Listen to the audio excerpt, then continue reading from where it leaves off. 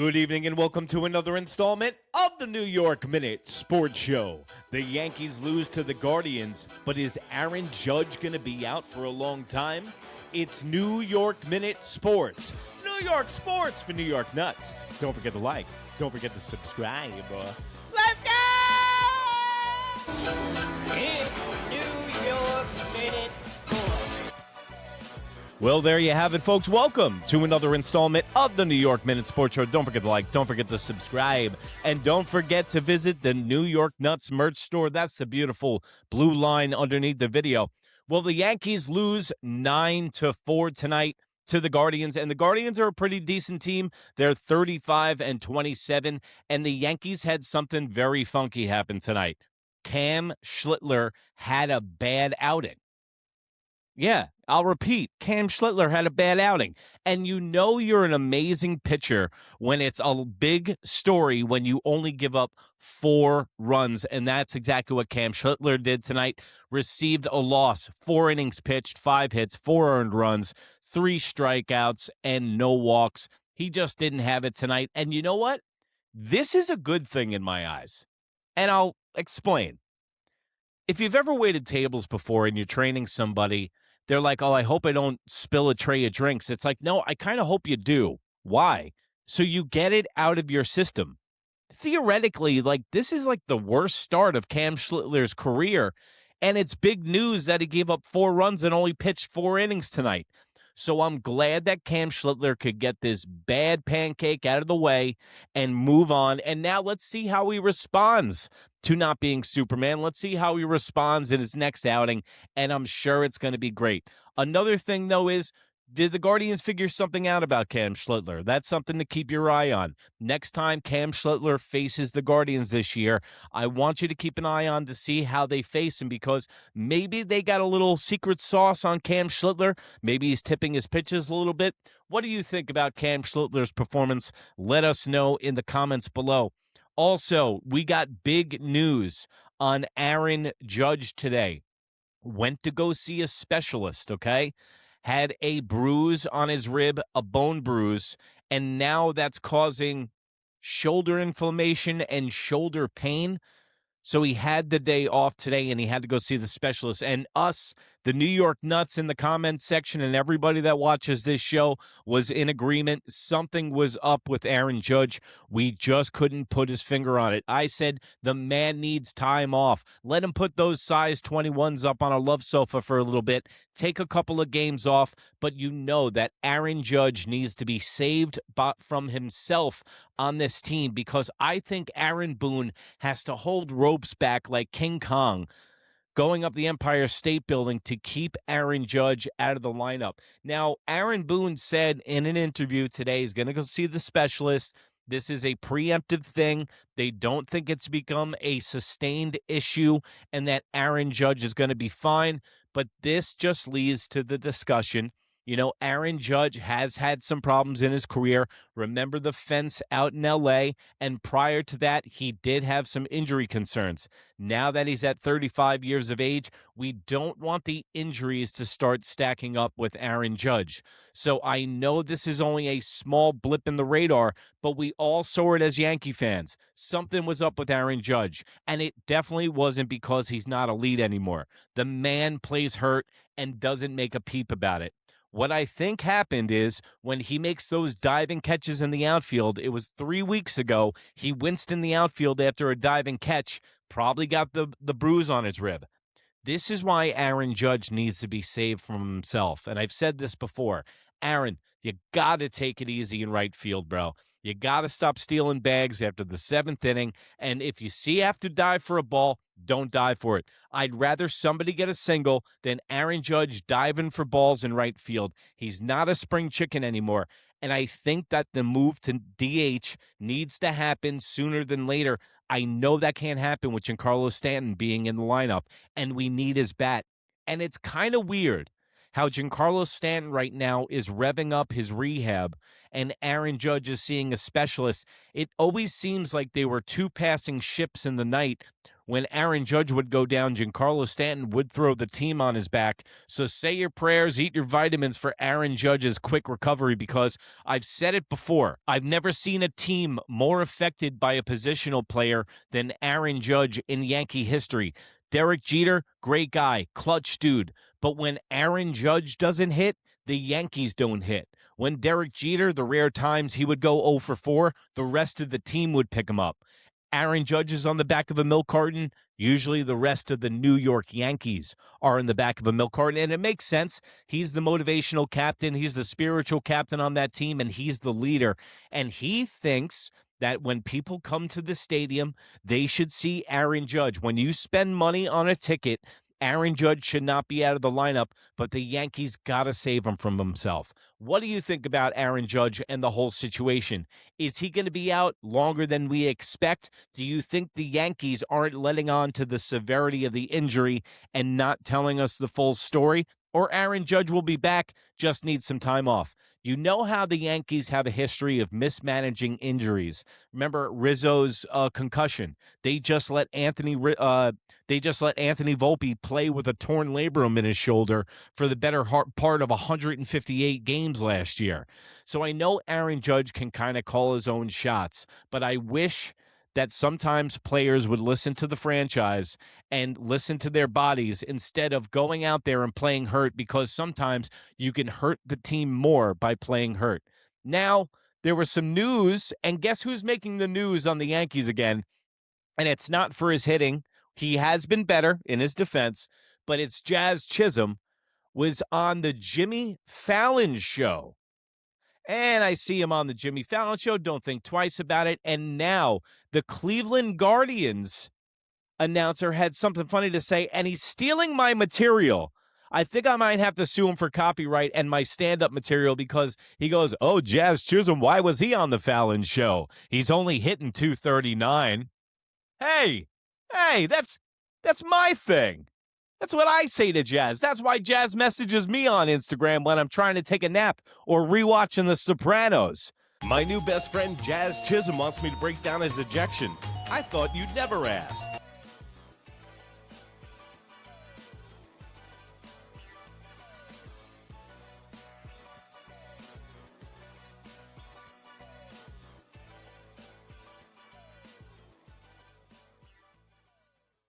I told him to get out of the studio and stop designing bags because he's hitting 215. But you know what?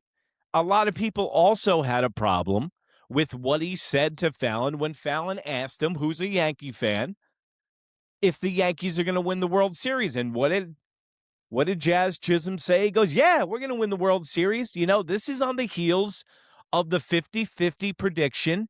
And you can get your Jazz Chisholm 50-50 raffle shirt. Everybody's a loser right now at the New York Nuts merch store. Don't forget that. But Jazz Chisholm started this whole shit in the beginning of the season with the OnlyFans chick leading up to Twitter, with getting married to her and then lying about that on social media, then predicting that he was going to have 50 steals and 50 home runs, and he's not going to come close to that. And now Jazz Chisholm is on The Late Show with Fallon, and he goes, we're going to win the World Series.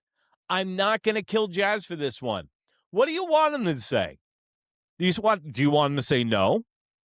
Or do you want him to say that political bullshit where, you know, hey, there's a lot of good teams in the American League, which would be bullshit. A lot of good teams in the American League, and, you know, we're just going to try our best. No.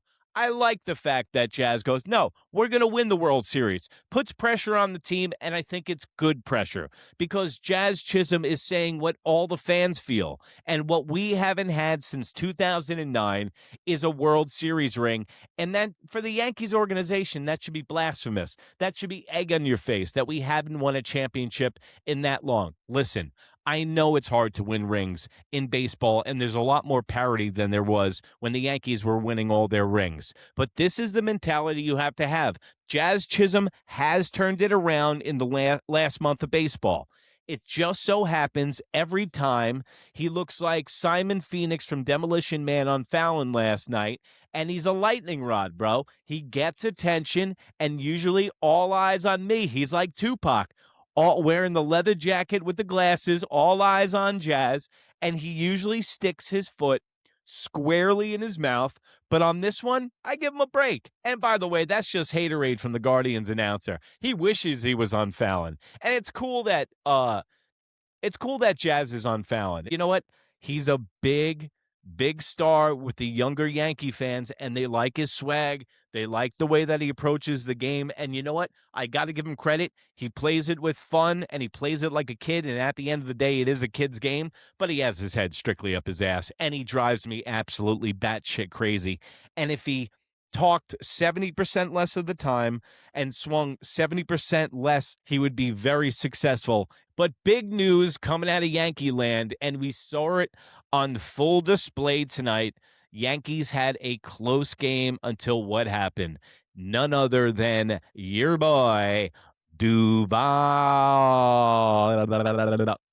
Duval. This guy sucks. Duval absolutely, positively is diggity dog shit. Be weary when the San Francisco Giants give away a pitcher because they're usually good at eyeing talent, and he was on the way out. Now you're starting to see the purchase at the trade deadline, two of them turn into lemons, because Duval and Bednar were both closers for their teams, were let walk out the door. Now the Pittsburgh Pirates are fine at the closer position. They kind of let both guys walk because they didn't want to re-sign them, and they both thought that they were on the down trajectory of their careers, and I think that they'd be right. I mean, you cannot let Duval see anything past the sixth inning. He needs to be in mop-up duty. He needs to be in purgatory for the next month and a half until he proves he can come out there and throw strikes. And also, his body language drives me absolutely batshit crazy. What is he doing when he's supposed to back up the catcher tonight on the throw? He gives up. He acts lethargic. He acts like he doesn't want to be there. He gets disappointed really easily. Listen, I know it's frustrating when you're a shitty pitcher and you haven't pitched well in a long time. I don't want to see that body language bullshit from you on the mound, too. I don't want to see you be a shitty pitcher and then have shitty body language. Look at this shit. I can't stand it. The guy's attitude sucks. I've been saying it for a month on this show. And I don't mean to personally go after guys, but when you see the body language of this guy and then the performance, maybe the attitude matches the performance. So, that being said, now our boy, none other than Tim, King of the Hill, from AutoZone. Hey, Tim, your wife's on the phone. She wants to know why you're getting roughed up the last 2 weeks. Well, tell her she don't play baseball and make a hot plate for me, because I just packed out a new pack of Newports and got a 12-pack of Schlitz, because it's going to be a long one. And you know what? I can always fall back on AutoZone, because the cars don't call back, honey. Whee! First of all, we will not speak any ill will of Tim Hill on this show, or Hedrick, okay? The reason that they're getting roughed up right now is not their fault. The reason that they're getting roughed up is because they're 6-inning and 7-inning and 8-inning guys, and Bednar and Duval, David, I shit the Bednar, and Duval have not shown up and been MIA all season long. So once that happens, it has reverberations throughout the rest of the bullpen. Other guys get used too much. Guys like Cruz, guys like Hedrick, guys like Tim Hill. Think about this, Yankee fans. How many times have you seen these guys come out of the bullpen this year? It's unbelievable how many times you see Tim Hill a week or Hedrick a week. That's because in the beginning of the season until relatively soon, Aaron Boone was taking the starters way too quick out of this game. He was getting into the bullpen with the 4-man rotation in April. Luis Gil came up. He was dog shit. Now Bednar's not doing anything. Duval's not doing anything. And now the rest of the bullpen is suffering. Now, LaGrange is being moved to the bullpen from AAA, man. That's why I say you got to subscribe right here on New York Minute Sports. You get the news on the Yankees before it happens. What did I say a month ago? And even some of the fans and the New York Nuts in the comments section told you too, that LaGrange was getting moved to the bullpen. And he was moved to the bullpen today. Now, just like you build up a starting pitcher, you need to devolve a starting pitcher. You need to ramp them up to be a starting pitcher, to get length, to build their arm up. And now that they're closers, which he's going to be an eighth inning or a ninth inning guy, you need to have him be able to pitch 41 pitches at max velocity. You even might take a couple of pitches away. You get 3 pitches and you rock and roll. This is why it reminds me of the Joba Chamberlain days. For our younger viewers, I don't know if you remember Joba Chamberlain. The Joba rules. Joba Chamberlain was a starting pitcher in our AAA. We needed bullpen help for the Yankees and the bullpen rush. They brought him up in June. He showed up on the scene like a rock star. At the time, it was gas. He was throwing a 98-mile-an-hour slider, and he could not be touched. Then the Yankees fiddle-fucked with him. They tried to make him a starter because what happened at that time with the Yankees, they didn't have enough starting pitching depth, and their bullpen was thin, which is a terrible mix, and they had great offensive production. So they were bouncing Joba Chamberlain back and forth between starter and bullpen, and that's when Joba rules happened. What Joba rules was that they had a pitch limit. He can only be used on certain days. They couldn't bring him on back-to-back days because they were trying to have their cake and eat it too. They were trying to keep him a quasi-starter and bullpen guy, and that never works out. What LaGrange needs to do, I think, is possibly just be a closer. I mean, look at Mason Miller's career. You know, he still wants to be a starter because they want the money. They want the big contracts. You know, closers don't get as much money. Look at Diaz. He got $20 million a year. The top-end guys are usually capped out at about $25 million a year. If you're a starting pitcher, you can make $41 million a year. So that's why closers always want to be, quarterbacks always want to be wide receivers and vice versa, okay?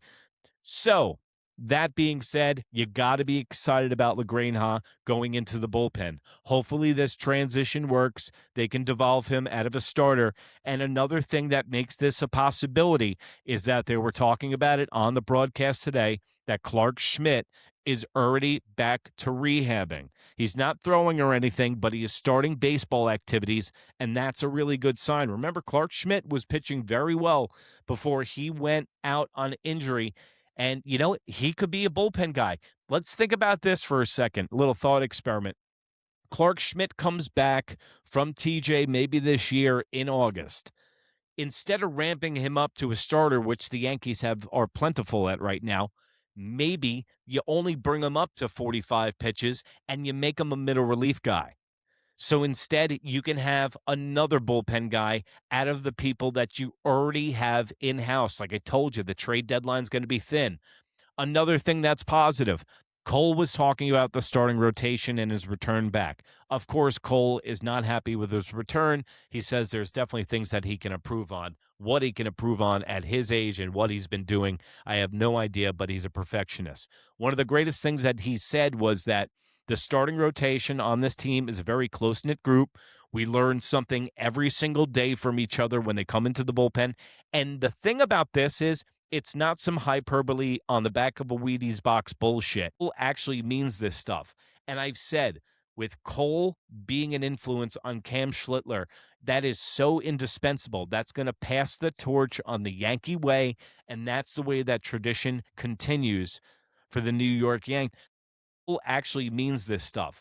And I've said, with Cole being an influence on Cam Schlittler, that is so indispensable. That's going to pass the torch on the Yankee way, and that's the way that tradition continues for the New York Yankees. But why don't you start a tradition of your own and become a New York Nut? That's right, become a New York Nut for $1.99 a month. What can you get for $1.99 a month? You get twice the show for half the dough. You got the Monday Baseball Show, the Wednesday New York Nut Show. I'm going to be doing live streams during Yankee games, play-by-play, and even live call-in interactive shows. So go over to New York Minute Sports Show, and it's just $1.99 a month. Also, it's New York Minute Sports. Put it anywhere in that smoke wagon. You call the information superhighway, and you can find our show in this face. Lucky you. Also, New York Minute Sports merch. All the T-shirts you see during the show are made in the USA, just like yours truly. Go over there and check it out. It's the beautiful blue link underneath the video. And remember, if you can't be good, be bad, baby. Good night, Canada. Bye. That's your boy. So You said he was. Goodbye. That's my boy. The